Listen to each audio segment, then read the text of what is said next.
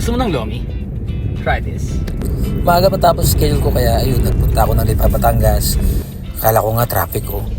Buti na lang hindi. Yun.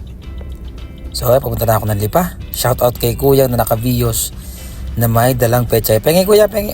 Pabili na lang pala ako. Kaya yun, going to Lipa na. Galing ako ng Startol Highway. Yung ba tawag doon? Ito na.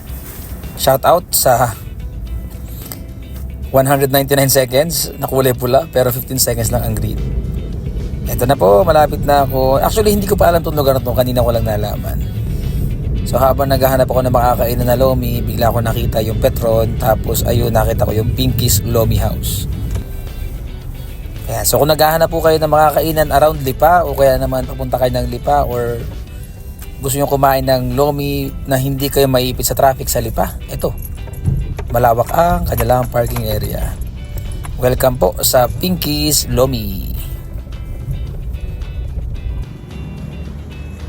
Ayan, yun yung contact number nila. Bahala na kayo tumingin. Pakizoom na lang. So marami sila. Meron silang Lomi, Chami, Mickey, Canton, and Bihon, Pansit Bilao, and Sisling Sisig. Pero in-order ko lang special na Lomi kasi yung jumbo baka hindi ko kayang maubos. So, antay lang ako ng mga ilang minuto and then dinala yung mga yan, condiments. And then, ayan na. Dala na yung laking special Lomi. Sarap ko yun. Special Lomi please. Thank you. Ayan, yung nanonood sana nito, yung aking iniinggit. Kasi noong nakaraan nag-aakit kami ng Lomi tapos hindi natuloy. Ito na. So guys, tara kain tayo. Siyempre, lagay mo na ng toyo, tsaka ng kalamansi. Tapos nalimutan ko, pwede nga pala dun sa may maliit na platito para may sili.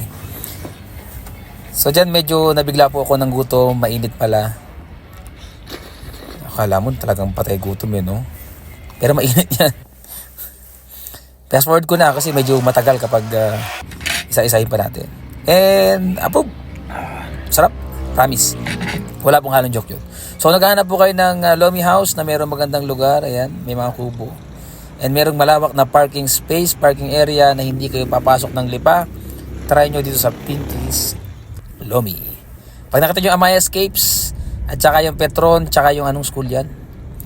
Ewan ko anong school yan. Basta makita yung Petron bago dumating ng Lipa kapag galing ka ng San Pablo. Yan. Pero syempre, pagkatapos kumain ng Lomi, huwag kalimutan maglagay ng seatbelt. At syempre, uminom ng kape. Syempre, coffee is life.